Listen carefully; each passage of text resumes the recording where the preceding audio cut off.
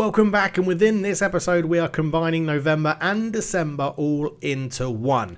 November started for NK MARIBOR with a bit of bad news. Andre Souza injured for 3 weeks. Our best left wing back at the club is going to be missing more football with another injury. NK MARIBOR's Tim Horton is leading the club into a new data revolution. If you're new to this save, what we're doing is taking data from within the game to make our tactics as best as possible, and when we're getting into the transfer window, we're signing players but only based on data. We're not looking at attributes, we're looking at how they perform in the match engine. But first up, a montage of November's and December's domestic games.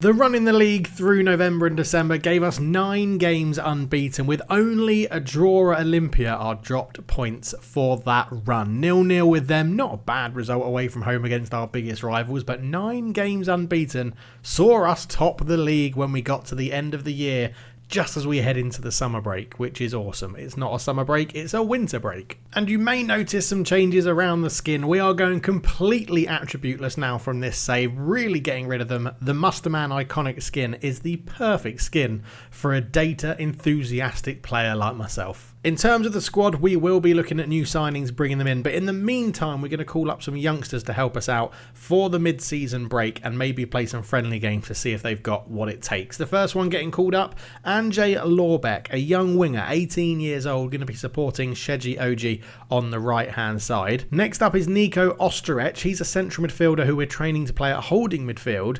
He's going to be giving some support to the defensive midfielders. He's been playing very well in the under-21s. Adam Rashid is a young centre-back from Denmark. He's been called up. Again, great performances for the under-19s team, and we're looking to see if he can just give some support to those beleaguered centre-backs. I've never seen someone so tired as Omar Rekic after every game. And finally, striker Aliaz Vogricic, which I'm pretty sure is a name I've absolutely butchered. He will be joining us as well to give some support to Teta up front, because he is doing all the heavy lifting up front for us for all the season so far. But of course, as we head into the January transfer window, we do have some outs as well. Club legend Martin Milek didn't want to sign a new 1-year deal. He wanted a minimum of 2. I wasn't prepared to do that, so he has gone out the door for 34k to KV Mechelen, but it does get a huge portion of salary freed up for us into the January transfer window. Joining him in leaving the club is Hilal Sudani, who is a player that I very, very rarely use this season. £9,000 in total we are potentially getting for him, hopefully. But again, it's huge contract freeing up for the wages, and that is delightful as we head into January. And finally, striker Marko Bozic, who I very, very rarely use, has agreed to go to France to join Troyes for £120,000. In November and December, we had all 3 of our Conference League teams that we had to take on again, and this is how it unfolded. First up, Hammarby came to Slovenia, and we welcomed them with open arms as they opened their defence to our strikers. First off, an own goal put us 1-0 up, and this was by far our best performance in the Conference League. 2-0 from the penalty spot as Repas gave us a commanding lead. Ojo, with some good work down the right, laid it back to our right wing back Srivas, and he fired in a rocket from distance to make it 3, and we weren't done there. A 4th goal came late on in the game as Tim Shook ran down the left hand side, fired in a cross, good touch from Tete, and a 4-0 win in Europe was a lovely, lovely performance, dominating Hammarby. The team from Sweden really couldn't put up with everything we threw at them. Next up, we took on OG Nice, and Nice, probably the best team in the group, went 1-0 down. A lovely finish from Milek on the right-hand side, a player that we have now sold. But Nice came back and made it 1-1. Diop with a good finish there, and then they brought on super sub Boga. He got a hat-trick inside, I think it's 15 minutes. The first one, a lovely volley past the goalkeeper at his near post. Jug probably should do a bit better, but a lovely finish there. The second came not too far after as he ran all the way through our defence and then fired a low shot past the goalkeeper. And the third goal, his hat-trick goal, was just as good as his first. Good play from Nice down this side, long ball over the top, lovely bit of control, and rifles it past the keeper. An unbelievable substitution from their manager. 87, 89 and 95 is what he got his goals in. Next up, we did take on Real Betis, and in this one, it's a 0-0 draw, but we're showing you the key highlights from here because we played so well against this Betis team. We deserved to get a victory from it, but unfortunately, we came away with only a point, which was a much improved performance from the last time we played them. But yeah, you can see the highlights going on in the background. We created good chances. We put them under pressure.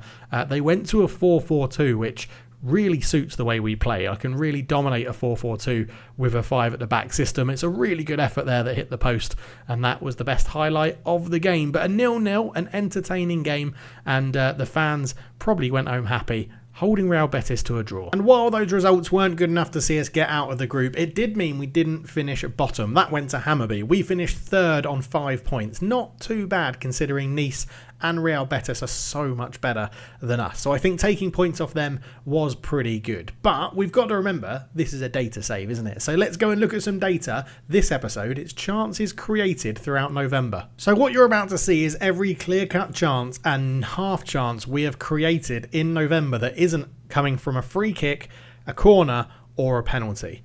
Now, as you can see from all of these chances, there is a vast variation in where we create chances from. They come from lots of passes, short passes, long passes, down the right, down the left, through the centre, and we are very, very good at varying our play. Something I think we're very good at for Maribor here is keeping the ball and moving it from side to side, which is what you'll see as these sort of chances go through in their sort of cycle. All of these are different chances. None of them are repeated. We haven't put the same 2 images in there. We are showing you every single chance created in November. So I think this is quite an interesting thing to look at, because what I've done after this is break down where moves started and where they finished, where the assist was given for the chance and where the move started from. And it's quite an interesting breakdown just to show how varied our football is at NK Maribor, and I really like that. Like, I was worried with the 3 at the back system when we've got 1 complete wing back on attack and 1 wing back on support on the other side, that it would be a bit lopsided coming through one side, but it's really not. The way we build up play is very interesting to see, and it's very, very good to see. This includes all the games against Betis, Hammarby, Nice. So it's not just the Slovenian Premier League where we're dominating our games. This is showing games against a variety of opponents, and our chance creation is still very, very varied, which I think is absolutely brilliant. And as you can see from this little graphic that I put on the screen, there's not a consistent threat of where we come from. So I think it's very hard for teams to stop us in the build-up play.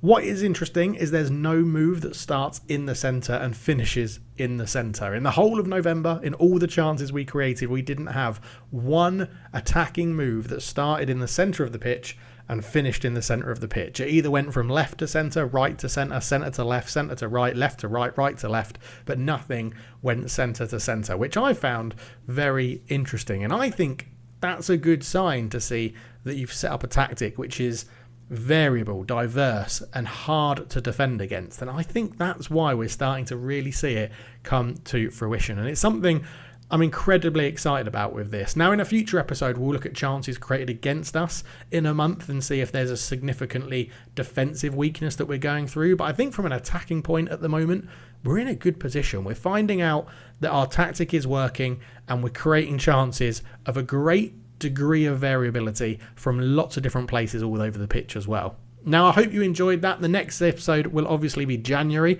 and we'll be diving into transfers, which I think is probably going to be the longest episode of the series so far. It's definitely going to be the longest one to edit of the series so far. But if you are enjoying this sort of thing, please do leave a comment down below, leave a like, subscribe if you're new, and I'll see you in the next one. Cheers.